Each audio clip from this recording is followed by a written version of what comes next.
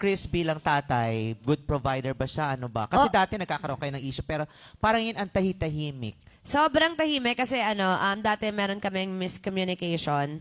Akala niya, basta di kami nagkakaintindihan dalawa hanggang sa dumating yung mama niya dito, nagbakasyon ng mga 3 weeks.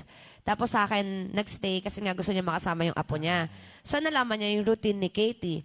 So nalaman niya na lahat ng sinasabi ko kay Chris, totoo na. Kasi minsan sabihin ni Chris, pupunta ako ng mga 8. Sabihin ko, bukas na lang kasi matutulog na. Eh syempre pag pumunta siya, tataas yung energy.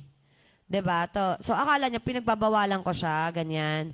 So, ayun, nalaman ng mama niya na, sabi, parang, anak, dito ako natutulog. Maaga talaga natutulog si Katie. Punta ka mas maaga, ganyan, ganun.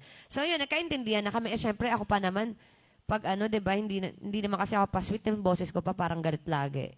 So, akala niya, galit ako, inaaway ko siya. So, hindi naman Tsaka yung mata mo kasi parang... Tsaka yung mata ko, di ba? Eh, ganyan talaga siya. Tsaka minsan nagkasalita lang ako, parang galit. Eh, naman ako yung sa mama ko.